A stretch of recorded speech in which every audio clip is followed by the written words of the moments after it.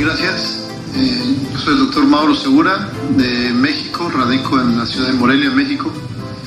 Y pues mi formación fue en el Hospital General de México, después un posgrado de base de cráneo en la Universidad de Keio, Japón, al lado del doctor Kawase. Y de 17 años a la fecha, pues dedicados a la cirugía de base de cráneo, especialmente en el área del trigémino. Pues me siento muy complacido nuevamente por la invitación y de compartir con expertos en la materia, y creo que parte de esto es establecer nexos o colaboración, no solo laboral, sino también aspecto académico y científico. Muchas gracias. Contento de estar aquí por primera vez en El Salvador. Esperamos cumplir con las expectativas. Bueno, me han encomendado dar una charla de cirugía del nervio trigémino, que es a lo que nos dedicamos desde hace 17 años. Me parece muy interesante un foro de radiocirujanos, lo cual quise hacer el tema abierto para que se preste a la discusión, y a la propuesta del doctor Lobo de tener una especie de guías. Bueno, en términos generales quiero empezar. Sé que este es un foro de expertos, sin embargo, como estamos transmitiendo en línea y hay gente, personas, pacientes, médicos en todo el ámbito, quiero aclarar, vamos a hablar de la neuralgia trigeminal típica o clásica, como se encomendó. Sin embargo, el paciente, el médico de primer contacto y el neurocirujano o el neurólogo en el primer contacto no sabe cuál es la etiología de esta neuralgia. Y estamos de acuerdo en la última clasificación de CRU-CRU, que es la que estamos utilizando de hace 3 años. Sin embargo, hay que hacer este énfasis. En una muestra que nosotros tenemos de 1.575 pacientes atendidos, el 85, un poco más por ciento, corresponden a la neuralgia del trigémino clásica. El resto, el 15%, un poco más, corresponde a una serie de causas secundarias, lo cual encontramos una treintena de causas secundarias en ese pequeño porcentaje. Y ahí es donde se complica la parte del diagnóstico. Por lo tanto, es indispensable y mandatorio realizar una resonancia magnética bien protocolizada para estos pacientes. Y hay una parte que no estamos muy de acuerdo con la clasificación, donde mencionan un alto porcentaje de pacientes con neuralgia idiopática. En realidad, yo no he encontrado más allá de un 1%, 2% de pacientes idiopáticos. En la mayoría, en la inmensa mayoría, hay una causa. Ahora, otro segundo punto que quiero aclarar, hablando del síndrome como tal, síndrome de neuralgia, es, bueno, me voy a dedicar a hablar de la descompresión en los pacientes clásicos.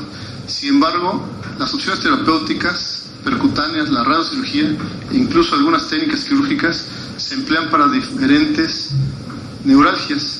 El enfoque que conocemos de la anatomía microquirúrgica que describió el doctor, variantes venosas y arteriales. Aquí podemos ver en verde, en azul claro las venas, en azul oscuro las arterias, en su segmento cisternal también es un acceso derecho. La tienda está aquí hacia mi izquierda, aquí está el hueso petróseo, aquí está el segmento, y no hay retracción cerebral, todo se hace con movimientos gentiles, con aspiración de líquido. Y aquí procedimos a clipar esta vena por su calibre tan importante y afluente principal al complejo venoso, para evitar alguna isquemia. Vimos que no hubo ninguna alteración isquémica hemodinámica durante los siguientes minutos, por lo tanto se procedió a excluir, y vamos a ver al final del procedimiento pues el hueco que deja el espacio que ocupaba esa vena causante. Aquí está, eso ya estaba disecado por la vena, podemos ver. Y entonces lo que yo les decía es, aquí está el agujero que deja la vena. Una vez quitamos eso, se elimina el dolor y también podemos aislar ahí. Pues esto no se cura con pastillas, ¿verdad? Entonces, aquí, como bien decía la doctora, hemos visto esta vena y la vena trigeminal y la vena denominada y algunas arterias muy próximas al Cabo de Meckel. Entonces, cada vez que vemos eso, le decimos a los colegas algólogos que lo tomen en cuenta. Y para finalizar, estamos en tiempo, quise traer esta revisión. Es una publicación que salió hace ya algunos años Es un estudio metaanálisis de varios centros que se dedican a la radiocirugía, de los cuales salieron una cantidad enorme de publicaciones. Sin embargo, apenas estas 16 publicaciones cumplieron los criterios de inclusión. Y aquí mencionan, entre otras cosas, la evolución en los siguientes años en cuanto a la trastorno de sensibilidad y recurrencia del dolor. Entonces, pues para el foro que viene, yo quiero adelantarme, y es parte de mis observaciones y conclusiones. La recurrencia del dolor que se demuestra en este metaanálisis fluctúa entre el 7 y el 38%, lo cual pues así es un rango muy amplio, una vez que se analizaron diferentes autores. Contra lo que nosotros hemos revisado en los últimos 5 años, es de 4 en el primer año hasta 8%, hay una recaída de 8% a 5 años, revisado como lo estuvimos platicando. La disfunción sensitiva, parestesia o adormecimiento, que se menciona hasta un 90%, y con los procedimientos percutáneos y con la radiocirugía, resulta a veces peor que el dolor, según descripción de los pacientes. Por lo tanto, tenemos mucho cuidado y evitamos en lo posible manipular el nervio si no es necesario.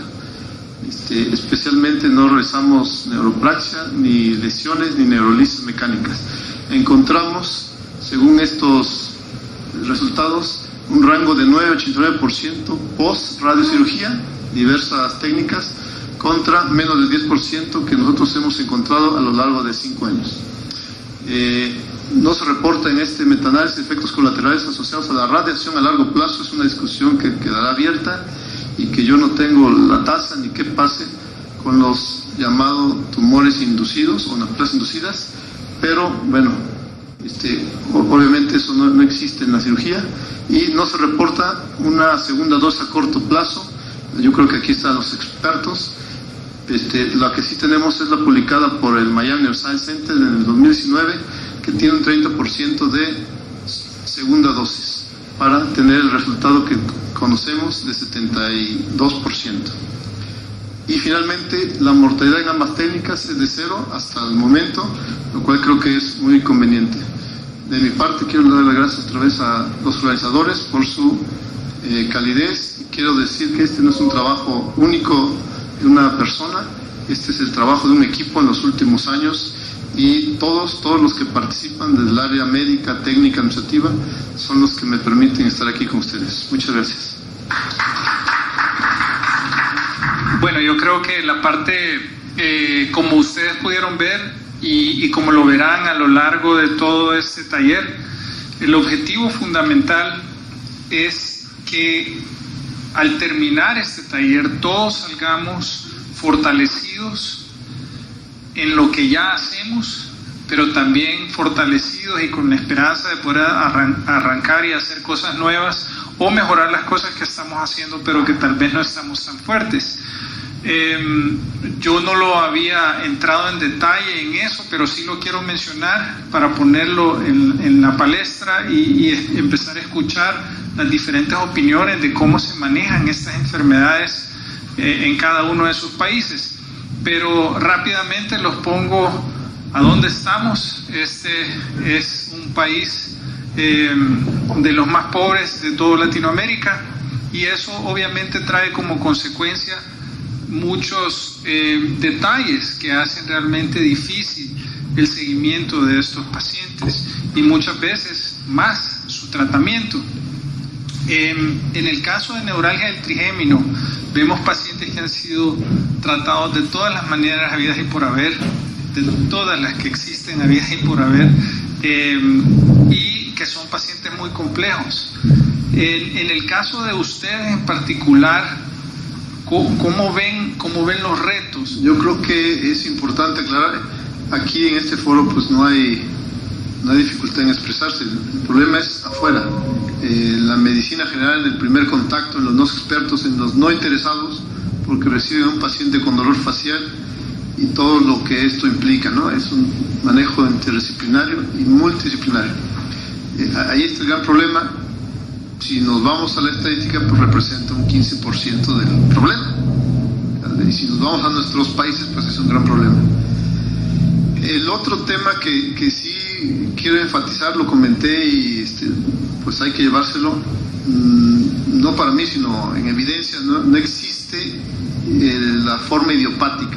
Existió cuando los griegos, cuando no había resonancia y cuando no había operaciones, pero ahora sí hay, y hay evidencia, como ustedes la reconozcan en el porcentaje: aracnoiditis vascular, mixta, tumoral, esclerosis múltiple, etcétera. O sea, esa parte idiopática, si observaron en la gráfica, representa menos del 2%. Y seguramente en un futuro se encontrará la causa de esos. Les insisto, hay pacientes, en este caso son 2 postherpéticos que tienen neuralgia, aracnoiditis, compresión, se operan y se alivian. Entonces, eso nos toca a nosotros, eso sí nos toca publicarlo y evidenciar que existe. Y en cuanto a la pregunta de que si hay candidatos, sí está muy claro para nosotros, no es la edad no es impedimento, ni los ancianos, tercera edad, ni los jóvenes, ni siquiera de inicio temprano, ¿no? Hay neuralgias que evolucionan muy rápido, en cuestiones de un año ya pasaron por una serie de tratamientos farmacológicos y percutáneos. Pero son aquellos pacientes con mal pronóstico, los que tuvieron un herpes, herpes zóster, ahí no hay mucha claridad, los que tienen una aracnoiditis severa, inflamatoria, aguda, de causa no clara, pero existe, los que son obesos mórbidos, como el que se presentó, que no entran en la resonancia y el cerebro está obeso, o sea, es así, pero no hay espacio, las venas están ingurgitadas, el tejido planos cutáneos está limitado, todo está difícil. Y los pacientes con diabetes de larga evolución y cambios ya, microangiopatía y neuropatía, evolucionan mal, ¿no? Esos pacientes no es ideal la cirugía de primera instancia. Sin embargo, el porcentaje se reduce a una pequeña cantidad. Y finalmente, pues, para ceder el micrófono, yo quiero insistir qué tanto valor tiene o no la resonancia en la actualidad, sobre todo tomando en cuenta que es un estudio que se sobreestima. Quiero aprovechar, antes de olvidarlo, tu experiencia.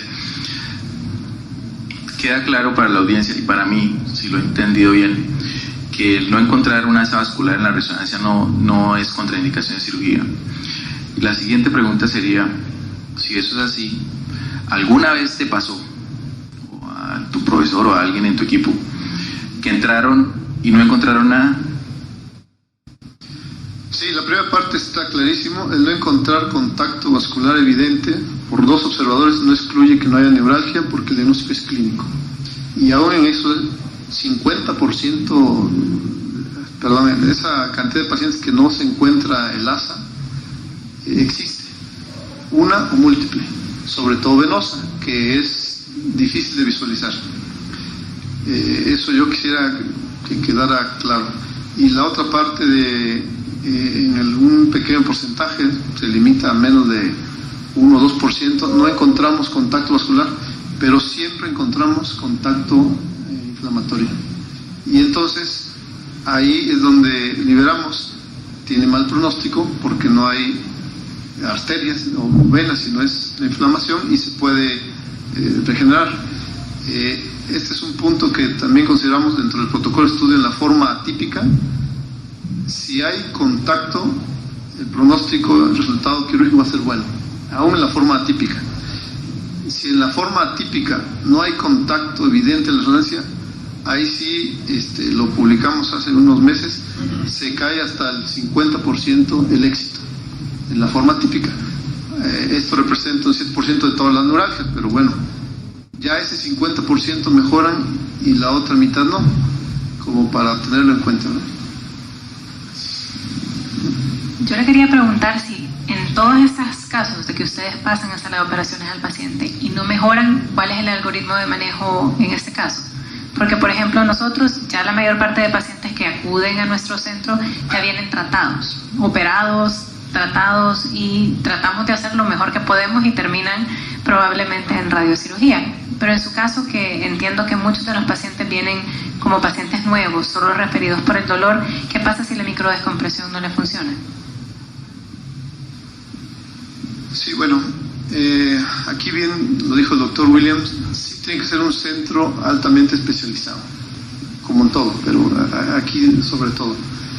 En aquellos pacientes que no mejoran, nosotros tenemos a los algólogos, en este caso un grupo de algólogos en México que se dedican a esto y nos ayuda como terapia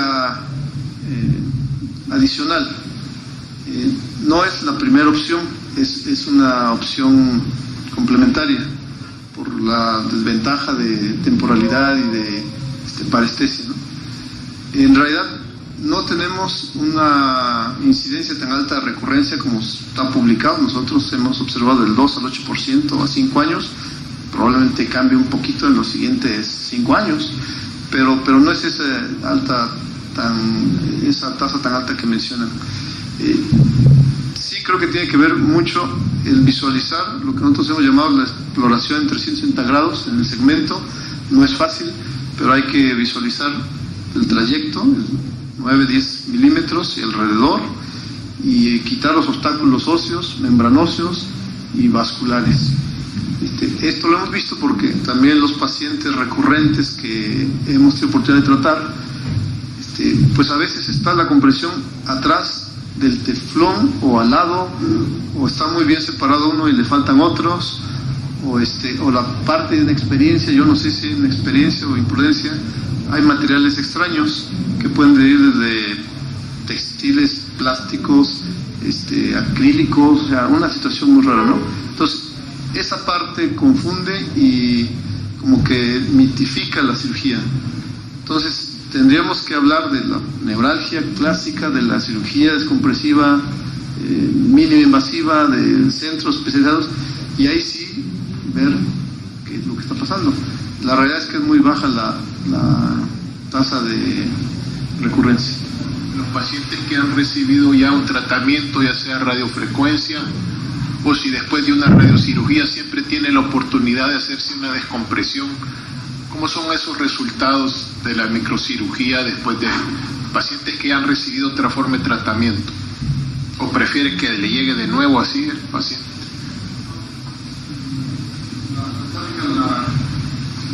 La neuralgia clásica, digamos, primera intención, pero hay más de 100 pacientes que han sido tratados por otros métodos. En este caso pasan con nosotros los recurrentes o los que están en ese periodo de latencia post radiofrecuencia, y de la cantidad de pacientes 26 que recibieron gamma knife, 17 no fue efectiva. Insisto, son pacientes que no conozco el resto de ese universo, ¿verdad? Solo los que llegaron con nosotros con ese dolor. Entonces, también ellos tienen un buen pronóstico. No es fácil, no es el mismo 92% global. Esto puede bajar incluso a 70, 80%, ¿no? Ya vienen con lesiones por gamma knife, vienen con lesiones por radiofrecuencia, vienen con cantidad de punciones con globo y otras terapias alternativas, ¿sí? Entonces, pues para nosotros sigue siendo una buena alternativa, aún en esos casos que llamamos recurrentes. En cuanto a la pregunta del doctor Contreras, en relación si uno opera al paciente y no encuentra la compresión vascular, hay una publicación del doctor Revuelta, ¿no?, que es un líder en neuralgia del trigémino, una publicación de hace varios años en donde lo que sugiere es hacer una microcompresión, en ese caso con el MALIS, hace una pequeña compresión del trigémino, ¿no?, algunos segundos, y está publicado y los resultados son buenos, ¿no? No son exactamente iguales que la descompresión vascular, pero son bastante buenos, y esa es la sugerencia de él, de si uno no encuentra la compresión vascular, no salirse nada más, sino hacer la compresión. Es importante que en estos tipos de pacientes que tienen, por ejemplo, lo del herpes, esclerosis múltiple, como neurocirujanos también saber que existe la neurotomía juxtapontina, que es la sección microquirúrgica de las fibras sensitivas a visualización directa. Entonces esa también es una opción para ese tipo de pacientes que muchas veces no queremos, se siente feo cortar un nervio, porque lo que nuestra función generalmente es la preservación, ¿no?, o sea, de las funciones, pero también se puede realizar. Sobre todo los japoneses son los que están utilizando este tipo de técnicas. No es tan nueva, pero tenemos un caso que hicimos en el Hospital General con el doctor Carrillo, de una esclerosis múltiple en una placa exactamente en la entrada del nervio, y no era accesible hacer una radiocirugía, que era también nuestra primera opción. Hicimos esta sección yuxtapontina y la paciente le fue súper bien. Ya tenía 3 intentos de suicidio, la paciente realmente con una mala calidad de vida, y le fue muy bien con la sección microquirúrgica. La otra opción pues también es la neuromodulación. Yo creo que también ahora, yo también soy un fan ahora de estas nuevas técnicas, que la estimulación a la corteza motora también da muy buenos resultados. Sabemos que los costos son elevados en muchos de los países, pero es una muy buena opción también. En este punto que mencionan, creo que vale la pena hacer hincapié, ¿no? Sí existen alternativas, la nucleotomía caudalis, ya sea por estereotaxia o por mecánica, las opciones de neurotomía. Bueno, yo nunca la he hecho, los estimulantes, etcétera, pero sí hay que dejar claro para el público, esto es importante, esto es el público que está del otro lado. La gran mayoría, como se mencionó aquí, tendrá que atenderse en etapas tempranas. No hemos hablado de las complicaciones, de los efectos farmacológicos y de la dependencia a narcóticos que el paciente queda después de un tratamiento, llámese cual sea. La adicción queda y el daño queda, y eso es igualmente terrible. Luego, los costos de las terapias que mencionamos, pues no son baratas, a lo mejor aquí un poco, pero en realidad no son baratas, ¿no? Superan 2 o 3 veces la cirugía en condiciones normales. Entonces, sí existen, pero son situaciones muy particulares, en casos muy específicos. Y finalmente, ahí voy, lo hemos trabajado conjuntamente con el doctor Lobo, pacientes con neuralgias atípicas, donde ha fallado la nucleotomía caudal, donde ha fallado la cirugía, la descompresión y el globo y la radiocirugía al ganglio, al trayecto, pues tenemos que echar mano de la talamotomía con resultados pues a veces buenos y a veces no tan buenos, ¿verdad? Pero son la minoría de los pacientes. Tenemos que pensar como médicos y como población y como gente que diga esto, que la inmensa mayoría pertenecen a la, digamos, la estación clásica, a los tratamientos estándar, y la solución será la común. Un estimulador, una profunda para una neuralgia, pues nadie en su sano juicio lo va a recomendar en etapas tempranas. Existe. O una talamotomía. Hemos tenido pacientes que con dolor, con dependencia a drogas, con secuelas, no aceptan una talamotomía. Entonces, como que hay que dejar eso claro, ¿no? Sí existen alternativas y siempre habrá otras, pero no son, debe de haber un protocolo. Quería hacerle un par de preguntas técnicas al doctor Segura, porque en los países pobres, como mencionaban por ahí, a veces hacemos una medicina un poco diferente. Yo diría una neurocirugía tropical, dicen, probablemente. No tenemos todos los recursos. Y a veces los hospitales, en el caso nuestro, yo trabajo en el hospital universitario en Tegucigalpa, tenemos un programa de residencia, y nosotros tuvimos la suerte afortunada de que un maestro, el doctor Otto Spuerri, que fue jefe de departamento de neurocirugía en Alemania, se le ocurrió la idea peregrina de venir a Honduras, ir a vivir al hospital escuela y hacer sus últimos años hasta que se fue demenciado del hospital. Vivió como 8 años ahí y nos enseñó a hacer microcirugía, y afortunadamente montó un laboratorio de microcirugía, y tuvimos la fortuna de que, ya que nosotros no podíamos ir a hacer una subespecialidad o formarnos con un neurocirujano de alto vuelo, pues él llegó al país. Así que hacemos descompresión microvascular del trigémino, pero a veces con algunas limitaciones. Una de las preguntas técnicas era esa, la que mencionaba el doctor, de que varias gente sugiere de que si uno no encuentra ninguna compresión evidente vascular, hacer una compresión con el bipolar del nervio. Me pareció entender de que usted no lo hace. Y la otra es, cuando uno está ahí en el campo quirúrgico, a veces no puede acceder por el ángulo del microscopio a ciertas zonas del nervio. Si usted en algún momento se auxilia con un endoscopio o alguna cosa de ese tipo. Y a la doctora, pues comentarle también que nosotros al inicio, nosotros en neurocirugía en el hospital, por lo mismo que no tenemos 300 millones de habitantes y no tenemos centros de referencia, nosotros nos toca aprender de todo. Yo soy cirujano de columna, pero hago muchas cosas de dolor porque yo no tengo a quien referírselo y el paciente tampoco tiene el recurso para venirse a hacer un procedimiento de $15,000 o irse a Estados Unidos. No tiene, pues. Yo soy todo para ellos. Entonces uno tiene que aprender a... Ya cuando nos jubilemos, de repente vamos a terminar la curva de aprendizaje, pero bueno, ahí nosotros tenemos que hacer. Se hace mucho procedimiento percutáneo con el doctor Cruz Campos, que fue profesor nuestro, hacía mucho gangliólisis con balón y toda esa cuestión. Así que para nosotros estas charlas son valiosas y los comentarios que pueda tener el doctor en la parte técnica son muy valiosos y bienvenidos. Sí, doctor. Bueno, yo quiero dejar así muy claro y lo digo con mucho respeto. Uno tiene que tener todo, los instrumentos, equipo, instalaciones, personal para hacer esta cirugía y cualquier otra. Hablando de esta, no se vale que se tengan parciales. Esta idea de que con un par de sierras y algo y unas lupas se puede, pues a lo mejor se puede, pero no se entregan los resultados que queremos. O sea, para hablar de cero mortalidad de 7 años no es porque improvisemos, es porque se tiene todo y nos ha pasado que nos enfrentamos con una displasia ósea, hay craneotomo, con un sangrado, hay banco de sangre, hay parche, hay selladores, un microscopio con 2 ayudantes, 2 aspiradores. O sea, se tiene que contar con todo. En la mayoría de las veces no se ocupa, pero yo estoy seguro que cualquiera de nosotros quisiera que cuando nos operen tengan todo y si se ocupa esté la persona indicada y el equipo.